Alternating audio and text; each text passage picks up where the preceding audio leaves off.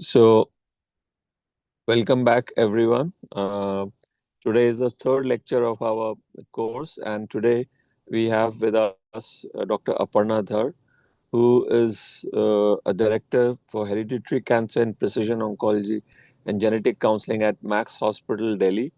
And she has been trained extensively in molecular genetics, genetic counseling, and precision oncology in North America and in England.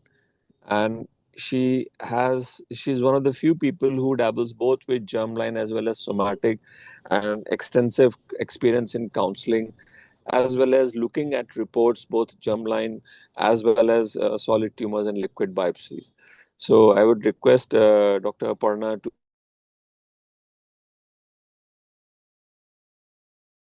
the role of NGS in solid tumors. Please start.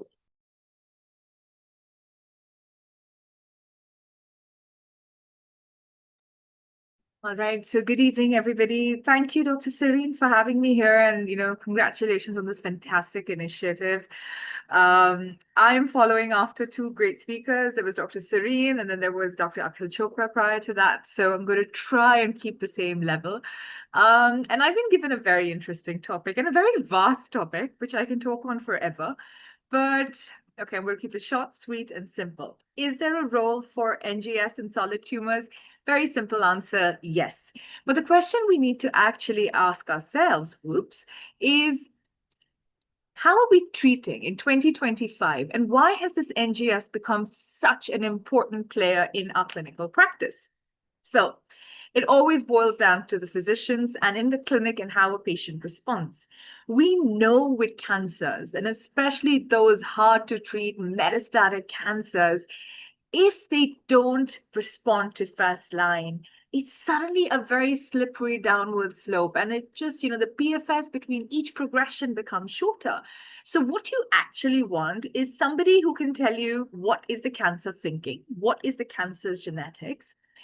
Is that cancer's genetic actually going to be some sort of a resistance to my standard of care?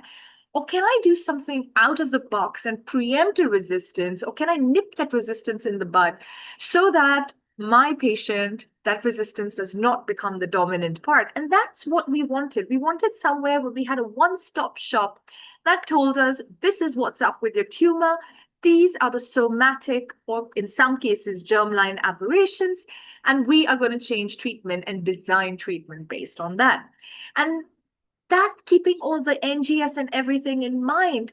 Our way of treating in 2025 has changed. It's no more just chemotherapy. We're looking at molecular targets, which are your NIDs. You're looking at your immune checkpoint inhibitors. You're looking at combinations where you could have immunotherapy with your immune checkpoint inhibitors. You could have immunotherapy with some of your NIBs or some of those other pan-TRK, pan-TRK pan-TRK medications. So at the inhibitors, So at the end of the day, we're kind of getting a 360 view of our tumor and then making decisions. How do we treat our patients? And we do this by looking at two different ways. One is we look at the cancer genetics, the somatic genetics, which is the DNA, which is essentially the genetics of the cancer. And I'm using language, I know when we think genetics is hereditary, but it's not always hereditary. We've already had a beautiful lecture on the first day of the difference between somatic and germline. So for me, when I talk about somatic, it is the cancer's genetics, and germline is the patient's genetics. So today we know that when we are trying to make treatment decisions, in some cases, germline testing, which is the patient's genetic, which is the blood sample, the normal peripheral blood sample that you take in that EDTA tube, the purple covered tube in that, or we can be using liquid biopsies, which is your blood sample from where we isolate the cancer DNA, the circulating tumor DNA. Or we use tissue, which is directly from the tumor site or from the metastatic site. So these are the various sample types that we use. And this is the NGS flow. Now, I'm not going to spend too much time here because you do have a lecture on this tomorrow.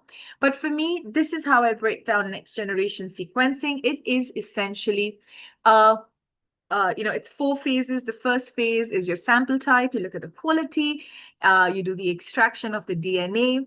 Now, along with DNA, we also do RNA because just a standard rule. If you are going to be looking for fusions, it is not just DNA NGS. RNA NGS is mandatory. The sensitivity of picking up those fusions are definitely higher on RNA versus DNA. And we've got a lot of retrospective studies that have been done. So again, your extraction would be DNA, RNA, then it goes through the synthesizer, it goes through the sequencing machine. And once you get the output, then it comes to the third phase, which is the bioinformatics pipeline. That's where you start essentially reading, translating that biological DNA, results into a language you understand. And then we look at those aberrations. We have various algorithms, we have various databases. In some cases, you have to do publication searches. Once we've got all of that, we do the correlation with the history, and then a report is generated. So we're going to hear more about this tomorrow, but this is the general flow. But a key takeaway here is that in all these assays, when we do somatic testing, today, as a rule, it should be DNA plus RNA.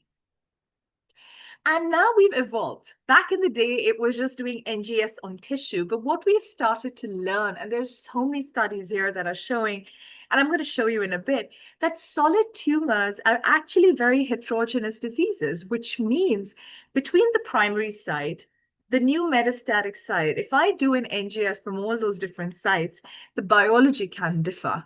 So we learned that as a disease progresses, it acquires new mutations. So sometimes even between 2 or 3 new metastatic sites, the biology can differ.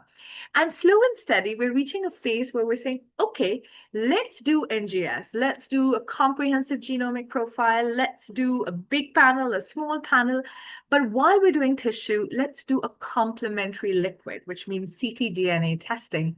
So what you're doing is you're obviously getting the biology from that particular site, but to counter the tumor heterogeneity, the issue of tumor heterogeneity, you're also using ctDNA, which is a blood sample, and you're looking at these 2 results together. And there are a lot of studies that are actually showing that upfront, when you do NGS, instead of doing reflex, which means you first do tissue, if nothing is there, you do liquid, or you first do liquid, if you don't find anything, you do biopsy, you do an NGS on the tissue. A lot of studies are showing that it's more economical, cost saving, quicker turnaround time, quicker time to take action, with respect to treatment, if you do it complementary. And slow and steady, and we've been part of multiple consensus groups, for the last couple of months. And what I can see is that there is a paradigm shift where it's like, why don't we just do both together? And we are headed towards an era where we're going to be doing ctDNA and tissue testing together.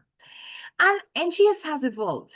Now, one role of NGS, which we all are very familiar with, and that is identifying actionable biomarkers in the tumor, or identifying a family, or a hereditary mutation, a germline mutation. That's an aspect of NGS we're, I think, somewhat very comfortable with. But this role of NGS has evolved. We are using NGS to pick up signatures even before the disease presents. And I'm going to be showing you that in a bit, about how we can monitor treatment responses based on the VAF, how we can monitor something called minimal residual disease, where we can predict a recurrence based on ctDNA testing, where we decide therapy to escalate, de-escalate, based on these various NGS. So our NGS's role has changed. The very classical, the very quintessential role, as we call it, is when we're using it from understanding targets to, for making therapeutic implications, what we like calling the precision oncology part. But these 2 have evolved. And the reason, and a lot of studies like this. So like I said, and I was talking about earlier, there are a lot of studies that are showing, and time and again, it's proven that those patients that are molecularly matched, which means those patients for whose tumor we find a mutation, a somatic aberration, a mutation, we give them targeted therapies, they have far better outcomes than those who are not molecularly matched. And these are just two very classical studies. One was of a lung cancer cohort where those who had an EGFR mutation did far better than those patients who were given standard chemotherapy. Vis-a-vis, here is a case of melanoma where you have the BRAF V600E, one of the most common mutations we see. Around 60% of melanomas have this. Those patients that had this BRAF V600E had a beautiful response when they were targeted, when we used targeted therapies of vemurafenib. Vis-a-vis, when we treated those patients with standard of care chemotherapy, and they did not have that greater response. So if you were molecularly matched, and there are so many studies that have shown this, 10,000, 20,000 samples across the board, different genes, different mutations. So time and again, NGS has proven that it's extremely important. It's an important tool for us with respect to molecular profiling. For the next 10 minutes, I'm going to kind of walk you through the role of molecular profiling in various solid tumors. I've tried to concise it. There is a lot that one can talk on here, but obviously due to paucity of time, I'm very quickly going to take you through what we do tend to do in our clinics and why do we tend to do this.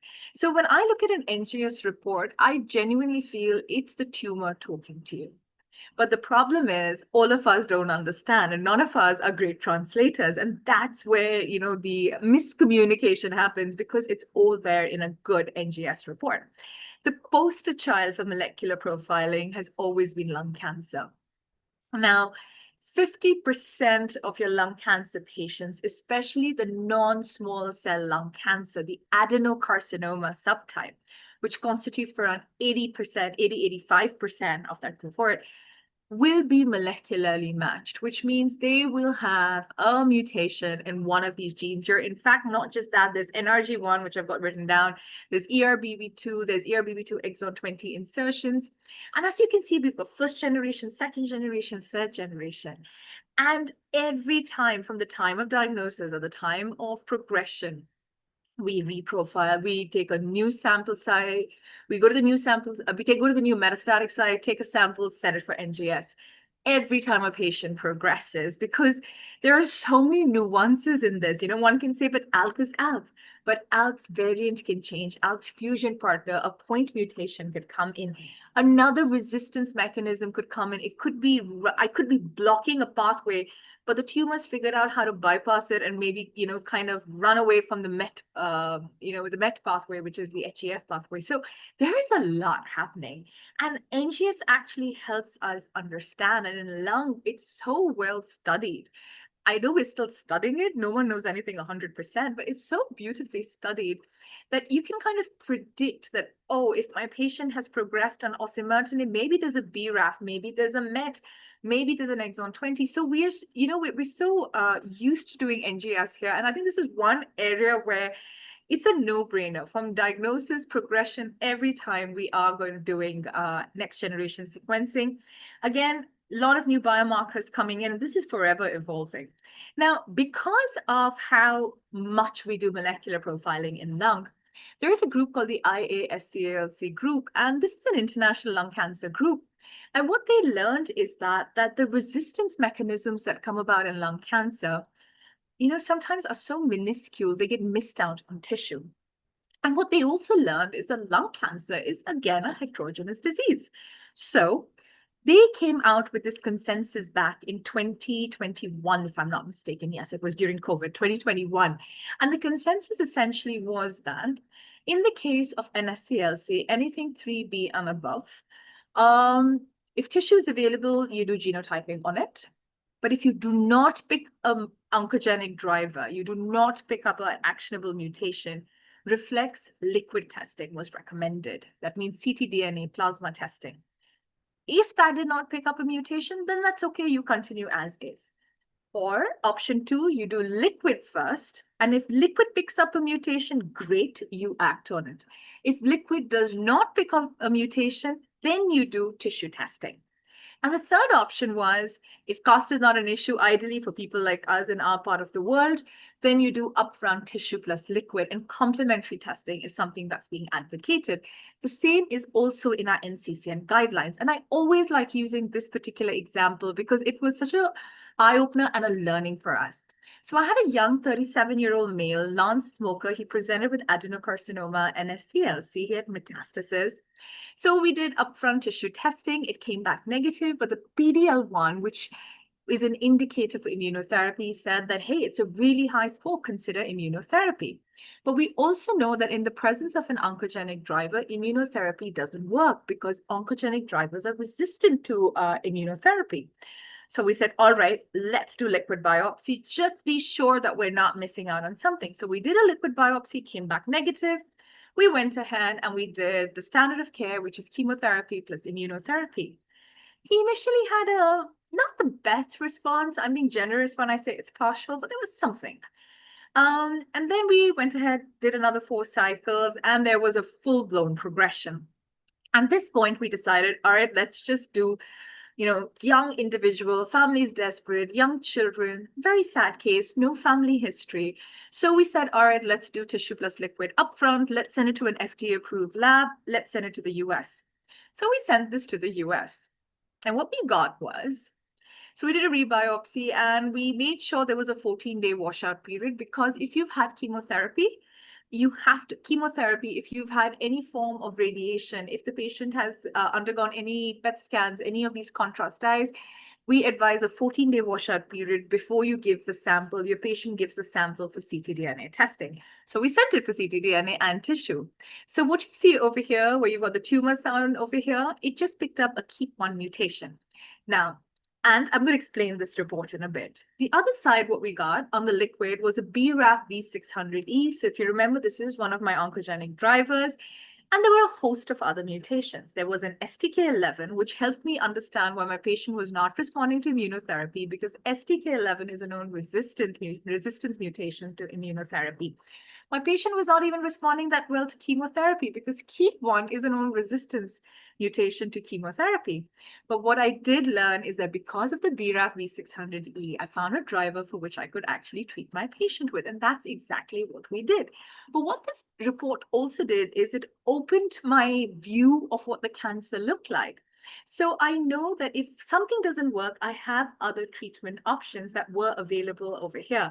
So that's the beauty of doing upfront tissue liquid. Now, does that mean this tissue report was bad? Not at all. But because of the heterogeneity and also the sensitivity of liquid assays. Now, for liquid to be concordant with tissue, we do say that in all those trials, they were all sitting at depths of coverage as high as 20,000. And I know this is going to be covered tomorrow, but I just want to very quickly do this here. It's because when the depth of coverage increases, your sensitivity of calling out mutations as low as over here 0.09% can be done. Vis-a-vis when we do tissue testing, the depth of coverage is usually, ideally, it should be at least 1,000, at least 500x 1,000, but we don't always get that. But these international partners do it at around 5,000x. 5,000x means they can report to 0.1. That's the lowest VAP. So 0.1 and 0.09. You look at the difference over here. That's why liquid sometimes is better in picking up these resistance mutations. Let me move on to colorectal cancers. Again, colorectal cancers has, to a certain extent, I will say, like lung, we do upfront do testing. We may not do expansive, testing, but we look at the KRAS, NRAS, we look at the BRAF, we're looking at HER2, MSI, and now you've got the NTRK fusions that are there. So upfront, a basic panel, a colorectal specific panel is being done like how we do with lung. In fact, a very interesting phenomena is here with colorectal, and a lot of beautiful studies where you can actually use next generation sequencing to look at the copy numbers of your HER2 and either increase or decrease the medication based on the copy number or based on the VAF of that HER2 amplification or the HER2 mutation. Then there's another concept that a lot of patients at diagnosis tend to be KRAS positive, and somewhere post-treatment, they tend to lose the KRAS. and then suddenly the KRAS comes back. So you're monitoring, because this changes treatment outcomes at baseline. If there's a KRAS, you can't give an anti-EGFR therapy like cetuximab. But if you don't have a KRAS, you don't have an NRAS or one of the BRAFs, you can introduce that. So all of this is something that NGS helps guide with respect to our treatment options in colorectal. So this was a patient of mine, back around 60 years old, presented with stage 4 metastatic colorectal cancers. We did hotspot testing, which is what I spoke about a little earlier, just the very classical. We did this. Everything came back negative. So we did FOLFOX, which is standard of care. So whatever we did, she was just not responding. She was not responding. She was completely intolerant to chemotherapy. Sorry, he was intolerant to chemotherapy. So at this point, we said maybe there is some resistance mechanism. So we did an NGS, and we found an ERBB2 amplification, which is essentially a HER2. And the copy number was a whopping 158. So what we did is we said, okay, let's go. We checked the HER2. There was a discordance. There was an error in HER2 reporting. That's secondary. But there was a HER2 amplification. So we went ahead and we treated based on that.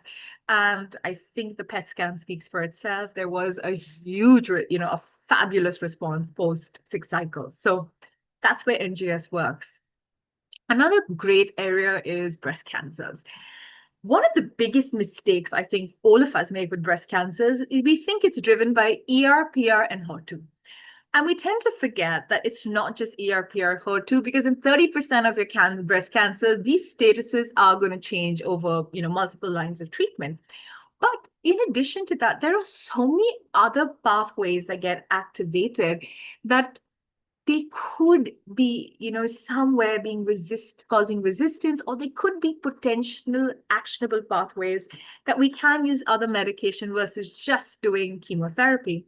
So what I've done here is I've kind of, though I made a mistake, it's not in the first line setting, but just something to think about, that these are some of the biomarkers we can look at. Now, in the first line setting, yes, if PD-L1 is positive and triple negative, we do add immunotherapy to our chemo regimen.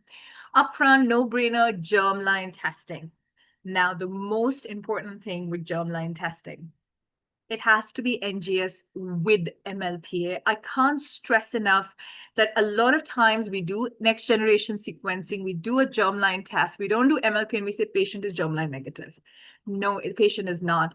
Till you have not done NGS with MLPA, and it's not just for BRCA1, BRCA2, even PALB2 today is actionable for our triple negative breast cancers. It is there are therapeutic implications with respect to it.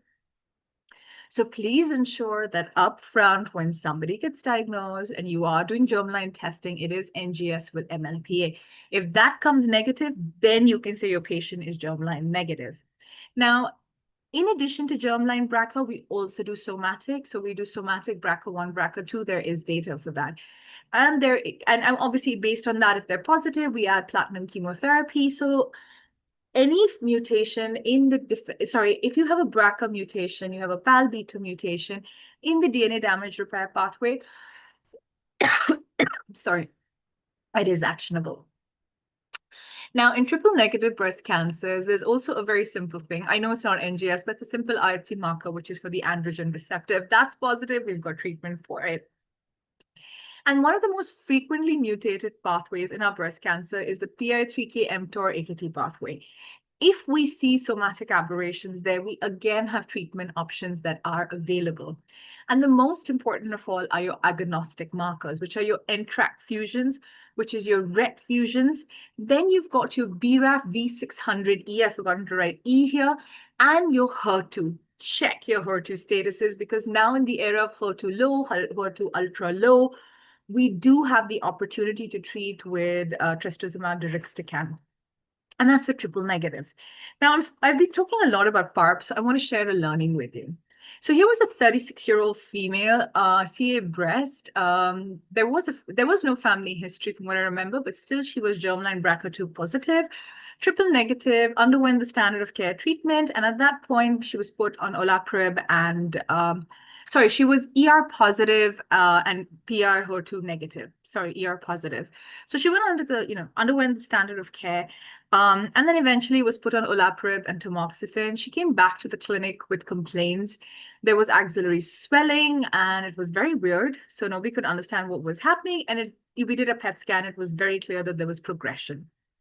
So what we decided at this point was that young individual we couldn't understand, and she progressed rapidly on a PARP inhibitor. She shouldn't have. So we went ahead and we did tissue and liquid. And I'll tell you the logic that for doing liquid, and I'm just going to show you that in a bit. So when we did tissue testing, her baseline germline BRCA2 was definitely there. And there were a bunch of the others. MYC, we know, is a poor prognostic marker in breast cancers. It leads to progression. So we're kind of used to that. TP53 is everywhere. STK11. And then when we did the blood sample, the ctDNA testing.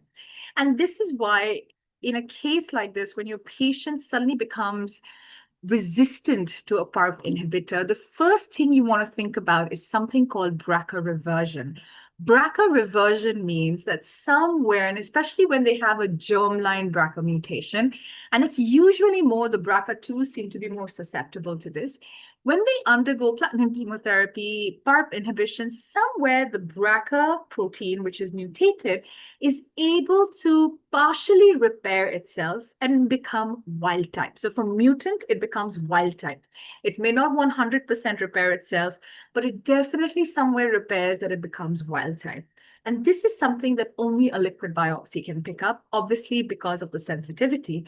And the best way to look at it is you'll always find your germline mutation, and then you will find 2-3 other BRCA mutations. So here we realized these were actually next to one another. We went back, we looked at the genogram, we saw they were next to one another. We went back to the laboratory to double check. And this was very clear that this was a BRCA reversion, which means my treatment had to change. My patient was no more BRCA sensitive, was no more platinum or PARP sensitive, sorry. Another subset of breast cancers that I genuinely feel that we should be doing testing upfront is hormone-positive breast cancers. The reason is it's not just ER/PR, and today we know that in stage 3, stage 4, ER/PR positive, we're giving CDK4/6 inhibitors. We are giving, you're treating with aromatase inhibitors. We're doing all of that. But a lot of times your resistance mechanisms are already lurking behind. So the question you can ask is, so the resistance mechanisms are there, you can't treat them. Actually, some of the most common resistance mechanisms that we see in our HR-positive breast cancers, our hormone-positive breast cancers, is RB1, which is acquired resistance to CDK4/6 inhibitors. These are actually sensitive. So your MYC amplification is another one that we tend to see. And these are actually sensitive to chemotherapeutic drugs like paclitaxel, 5-FU, and cyclophosphamide. So knowing this upfront can sometimes be very beneficial, because when a patient progresses on CDK4/6, you're tempted to, try another CDK4/6 inhibitor. We do have data around that. But what we are now seeing is that in the presence of an RB1, it's not going to work. Similarly, if you have an ESR1 mutation, you have a PIK3CA mutation, these are all actionable. Now, if you realize here, I'm not talking about TMB, MSI, or immunotherapy in general. These are usually not that sensitive to the PD-L1, MSI, TMB. The data is not that strong recommending immunotherapy. So if you are going to be giving immunotherapy in HR-positive breast cancers, it's at the fag end when you know that you've tried everything, nothing's working. And the reason I say this is because a lot of times when we do NGS, we get these tumor mutation signatures, and the tumor mutation burden comes higher. And there's going to be a lecture on this tomorrow. But the tumor mutation burden is going to come high, but in the presence of so many PIK3CA mutations, which is what is frequently mutated in these heavily pretreated HR-positive breast cancers, because they're so mutated, you see a lot of PIK3CA, and those PIK3CA aberrations a lot of times can increase the tumor mutation burden, which kind of gets us very tempted to use immunotherapy. So tread with caution when you're doing it in these hormone-positive breast cancers. I've just summarized as to what we actually do with our hormone positives. There's a lot more, obviously, that comes in with respect to resistance mechanisms, and that's why testing it is important. Simple case, at diagnosis, HR positive. underwent the standard of care. But here what happened is that after 3 years, she eventually developed resistance. And in the resistance, we picked up a very classical ESR1 and PIK3CA, and she was treated based on that. Back in the day, we did not have drugs for ESR1, as in we did not have elacestrant, which is available today, but just some treatment options that are there. Another great area is ovarian cancers. We hear a lot about it with respect to HRD score. We know that some of these tumors can be MSI high and be sensitive to immunotherapy, and there's chemotherapy, and sometimes they can be completely platinum refractory, for which we have an IHC marker, which is folate receptor alpha, for which we have targeted therapies.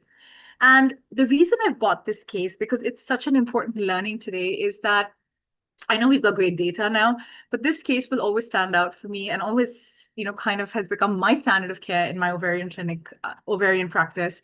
This was an individual diagnosed at 62, no family history, diagnosed at 59, sorry, no family history, CA ovary, underwent the full treatment, did well, no family history, no germline testing was done.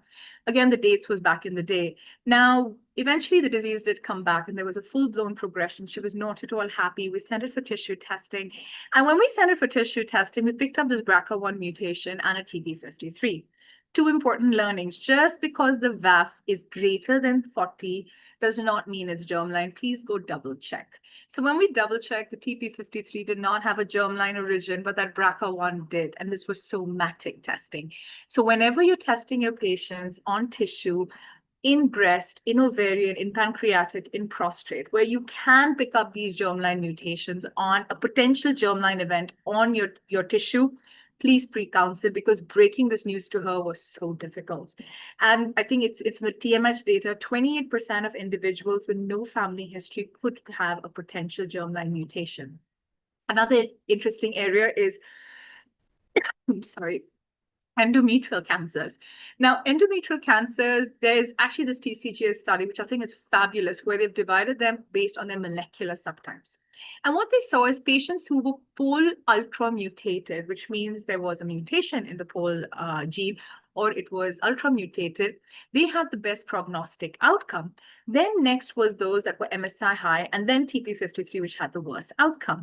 So there's been the PORTEX study, there's been the PROMISE, it was the PROMISE trial. So all of these have very beautifully illustrated as to how these results can actually decide if you want to escalate or de-escalate treatment in these endometrial cancer patients. So these are just some of the molecular pathways that get activated, and a lot of these can actually be targeted with potential drugs, as I have mentioned over here.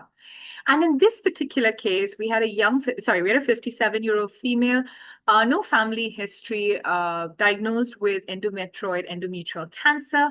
Upfront, we did testing, we did the molecular testing, molecular profiling, and we saw that there was a pol mutation and a TP53. Rule of thumb is if there's a pol mutation, it supersedes the TP53, which means you do not escalate. If it was MMR deficient and TP53, MMR will supersede the TP53. So just remember that whenever you have these reports and the confusion comes, if the pol comes, pol trumps it all.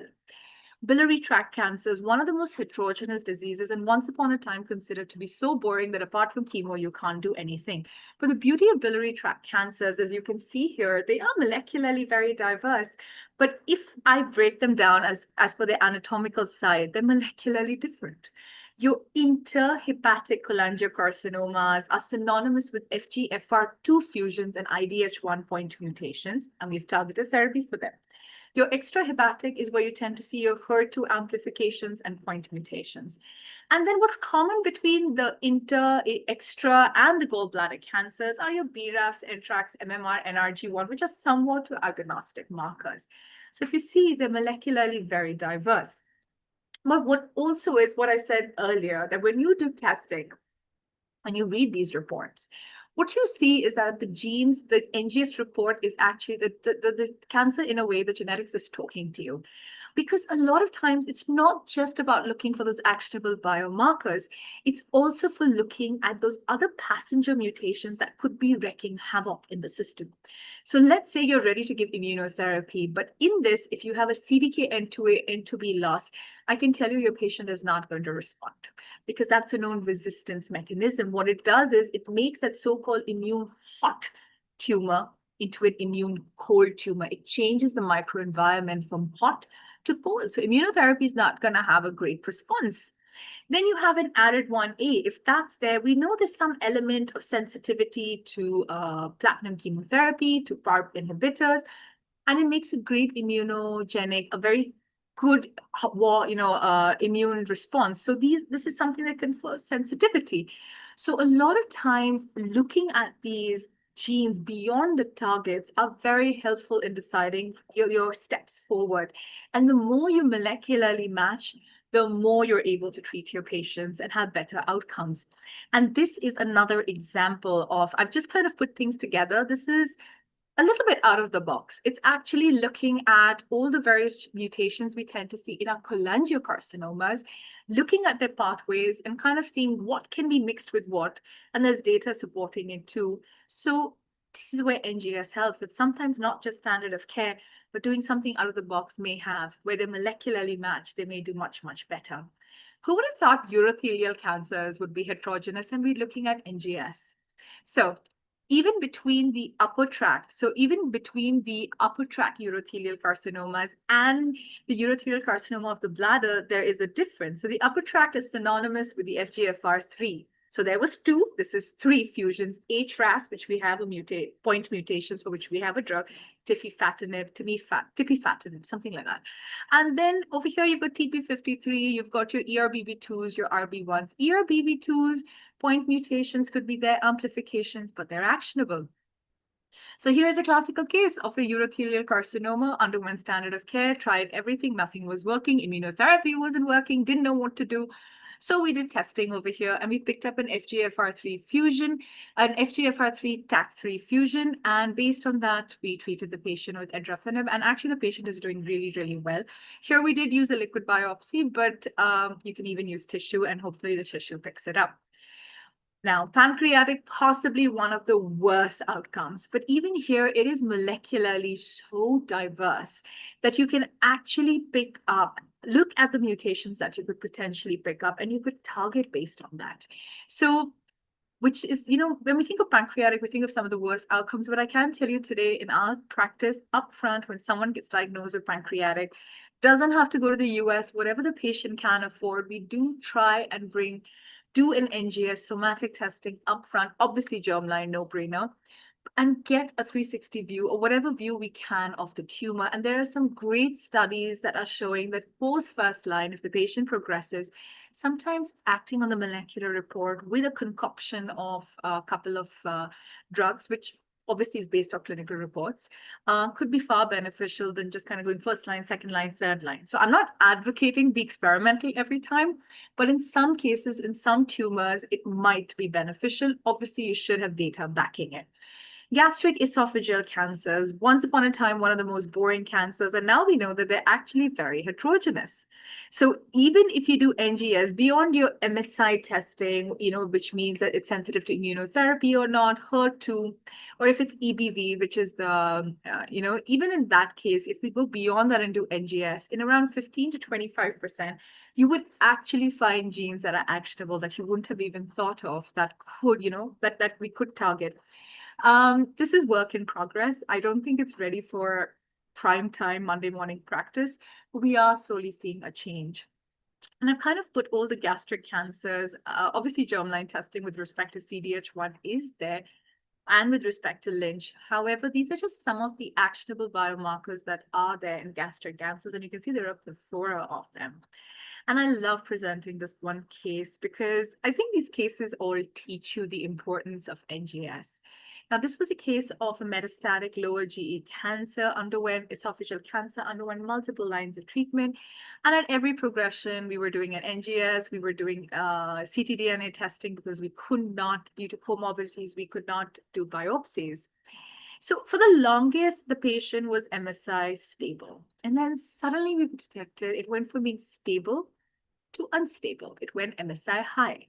And we changed treatment. And I think the best response this patient ever had was on the IO chemo combination. So sometimes it's not just the molecular, just the somatic aberrations, but sometimes even these genomic signatures play a key role.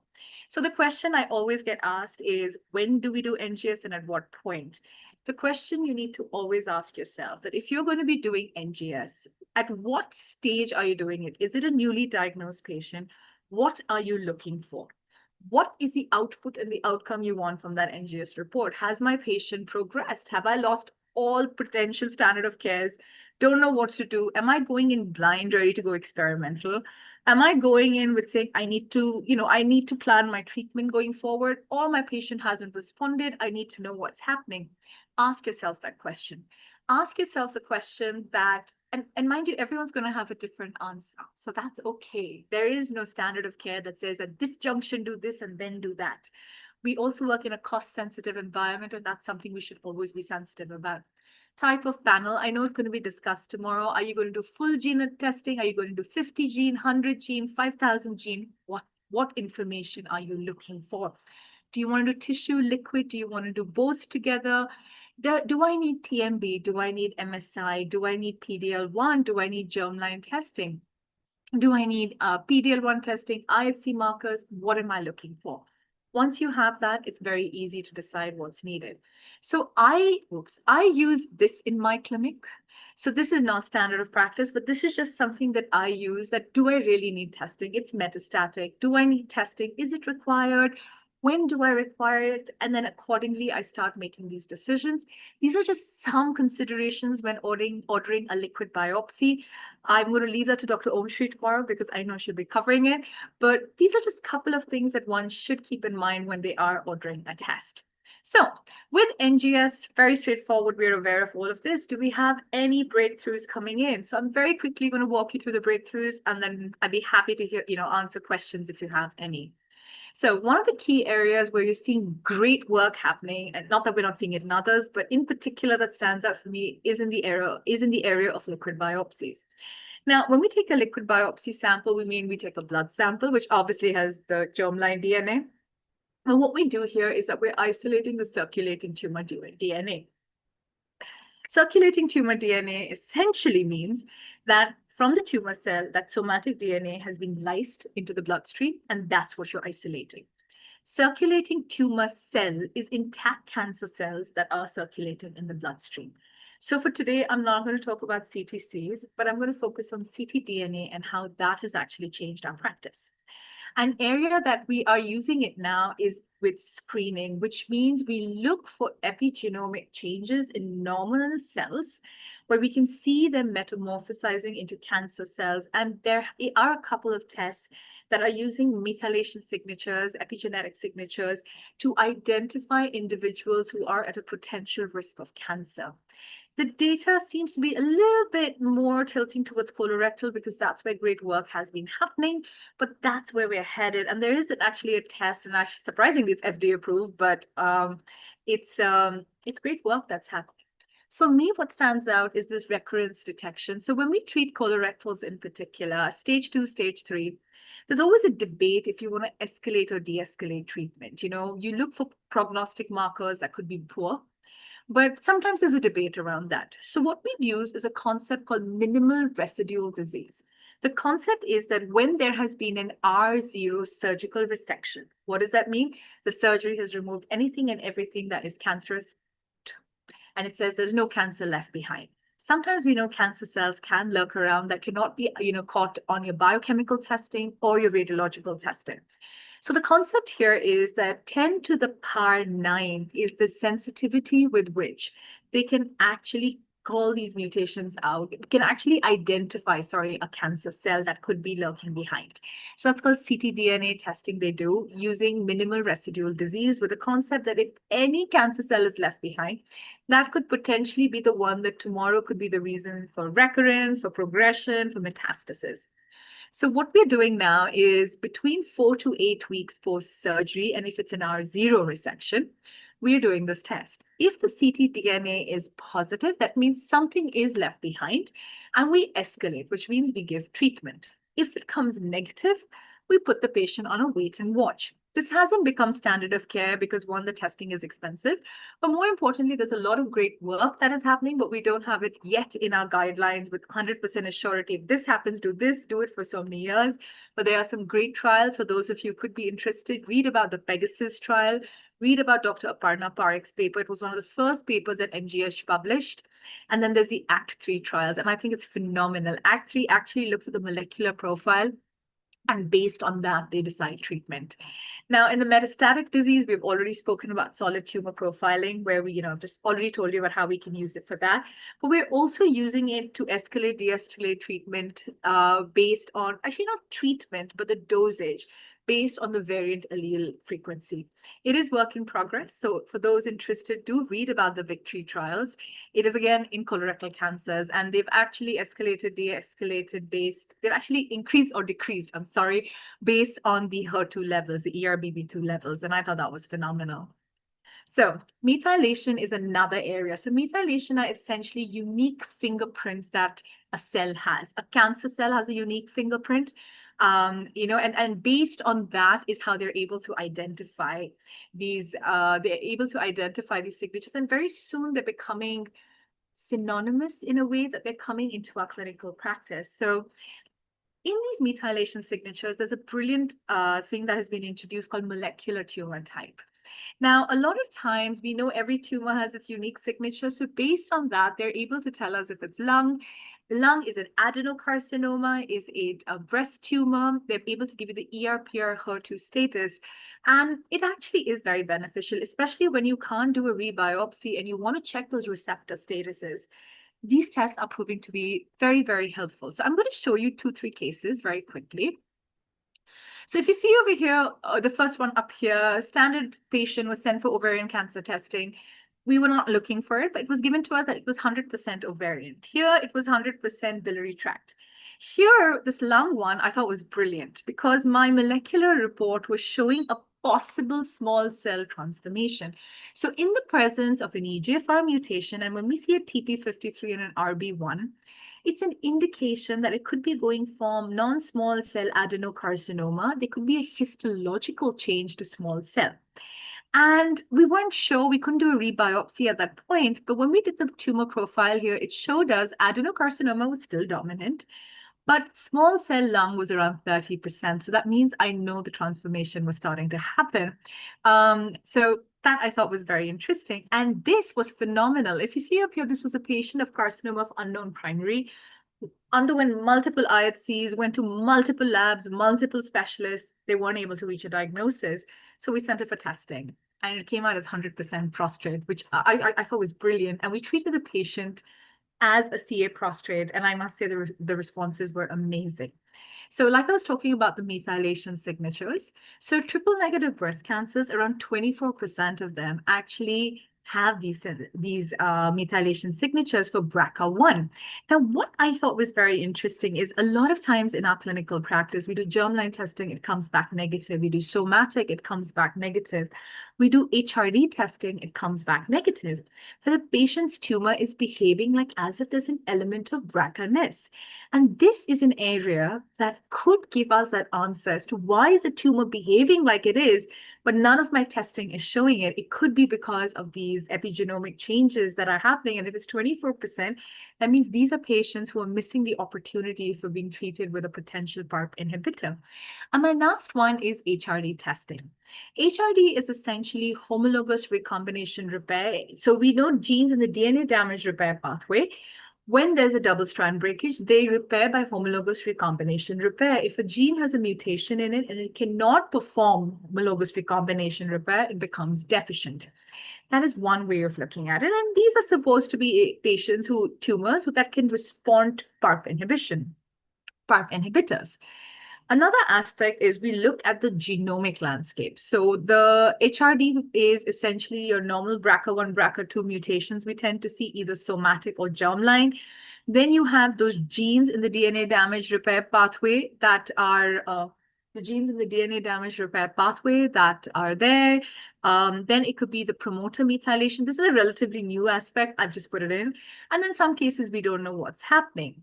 Now, when they can't do the repair, it becomes unstable. And that's when that's when your tumor presents, and that's when there is instability. Now, one way of doing this is over here looking at the genomic landscape. This is an assay that looks at changes at a chromosomal level. There's loss of heterozygosity, there is telomeric allelic imbalances, large-scale state transitions, and it gives you a score. And that score defines that if a patient will be sensitive to a PARP inhibitor, yes or no. So in addition to the mutational landscape, we also do the genomic landscape. Now here, what is being very, very interesting. This has usually been synonymous with ovary, and then somewhere we tend to overshoot and stretch it and bring it into breast and into pancreatic and prostate. But what we're starting to see is that a lot of times we do tend to see the BRCA1s, BRCA2, or those associated, in other cancers apart from our classical breast ovarian. We're seeing them in colorectals, we're seeing them in your NSCLCs, your lungs. So the question is that if we are able to come up with an HRD score that could have a completely different cutoff versus what we obviously use in ovarian, we could be opening a new avenue for treatment. So there's some great work happening over here, but something to, just something to be on the lookout for. And, with NGS, we're able to do all of this. And I'm going to stop my talk here. I think today when we treat solid tumors, this is what we're looking at. We're looking at DNA, RNA, NGS. We're looking at our IHCs. We're doing germline testing, for which you obviously are using next generation sequencing. You've got these various signature genomic assays for which, again, NGS is being used. And I think this is where we are with solid tumors. So is there a role for NGS in solid tumors? Heck yeah. So on that note, I am going to stop. And I'm very happy to take any questions if there are any.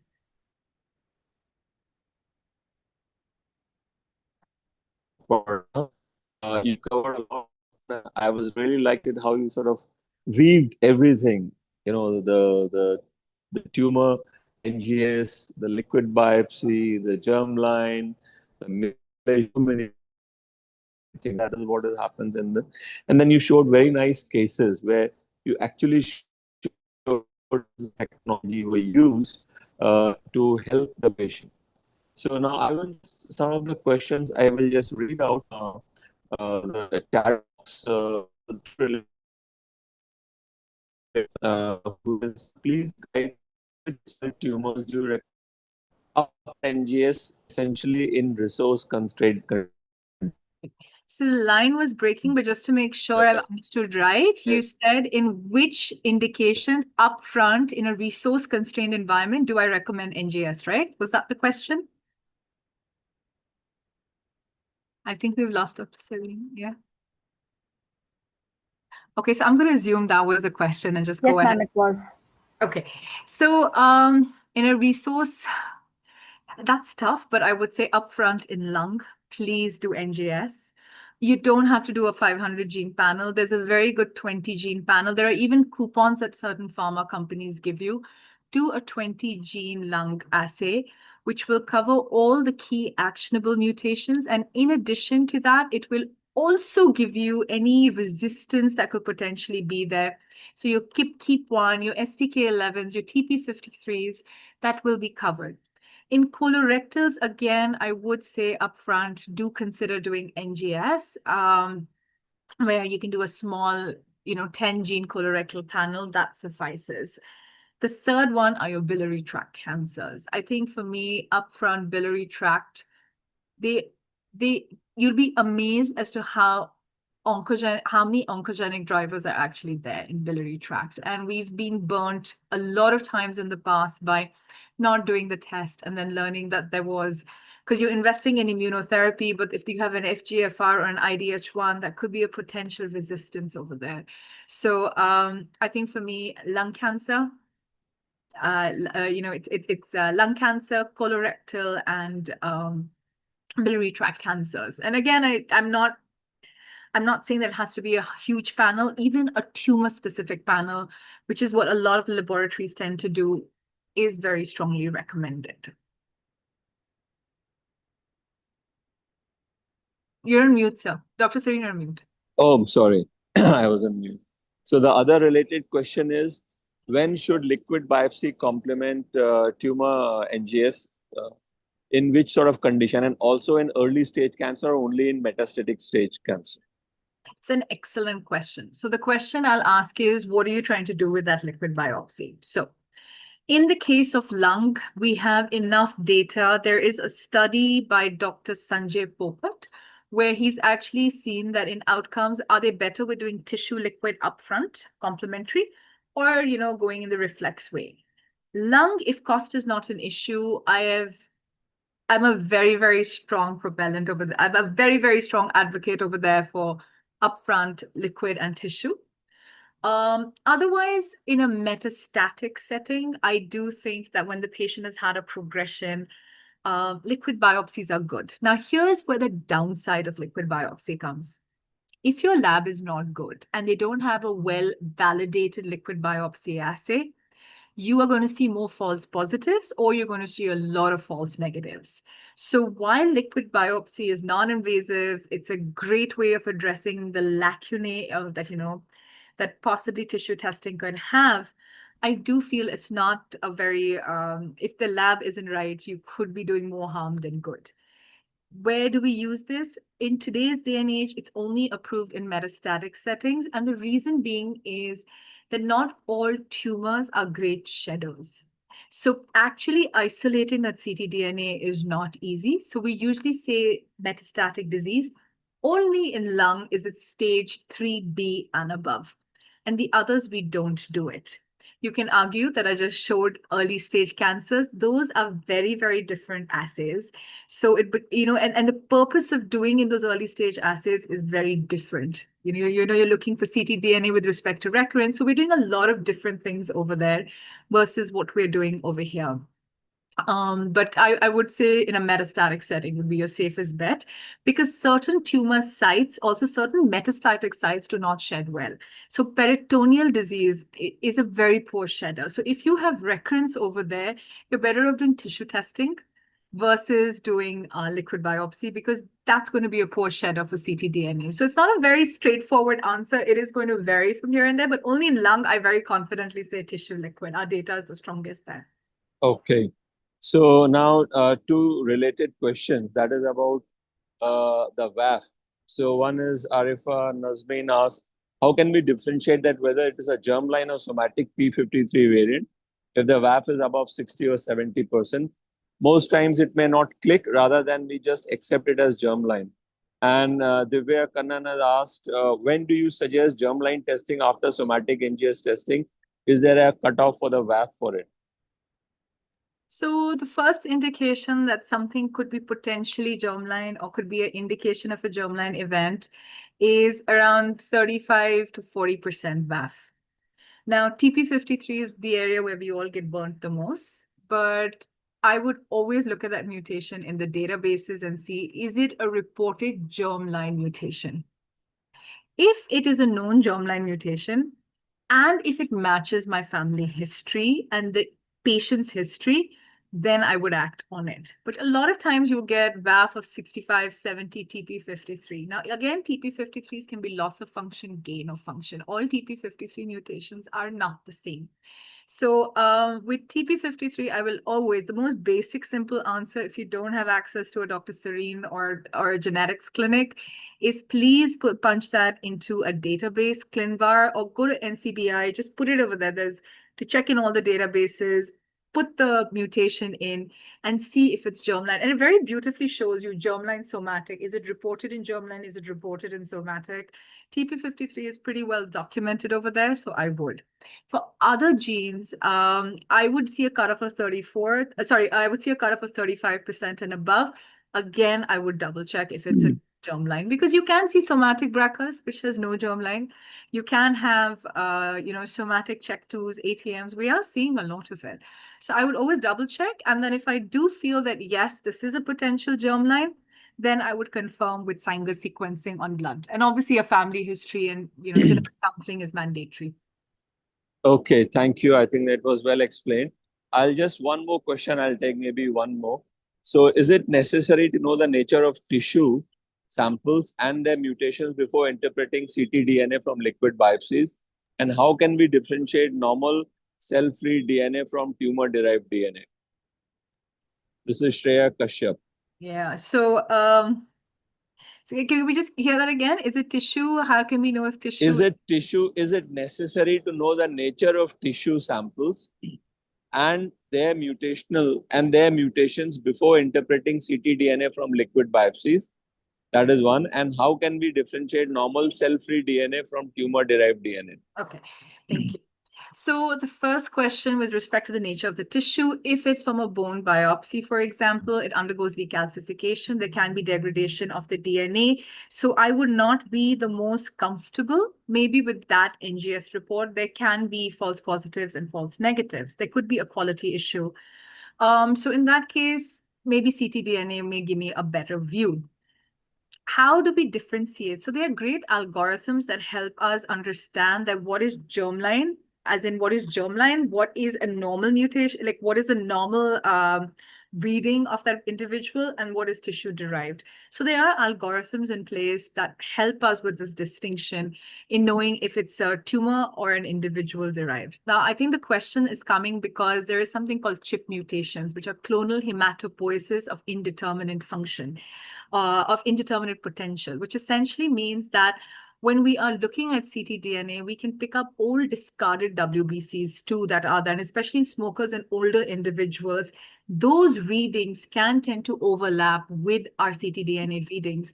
So having a good, robust bioinformatics pipeline is mandatory, and that can help overcome this. But only certain genes will create this issue. So you'll see it with your TP53s, you can see it with your KRAS, you can see it with, with some of the other hematological associated genes. So again, to help identify, we look at the genes and the mutation and then make a decision. Is it really something which is of indeterminate potential, or is it something that is tumor derived? Your lab, befriend your lab, your molecular biologist in the lab. That individual should be on your speed dial. Your molecular pathologist, molecular biologist, genetic counselor, one of them has to be on your speed dial because they will help you understand the report and these differentiations in the report. Okay, so I think now, one second. Okay. Now, I think most of the other questions are, I think the other future lectures we will deal with them. And lot of people have complimented your content and the way you have presented. So thank you, Aparna. We have been for more than an hour on this. And let me tell the participants that Dr. Aparna will be giving one more talk that will be, I think, next week on Tuesday or Wednesday, one of these days. And how next to Tuesday, how to interpret. So that will be going. So before that, there'll be wet lab workflow and then bioinformatics, and again Aparna will come back. So thank you very much. I think we can end the meeting. Great. Thank you so much, everyone. Thank you. Thank you. Bye. Bye. Bye. Bye. Bye. Bye.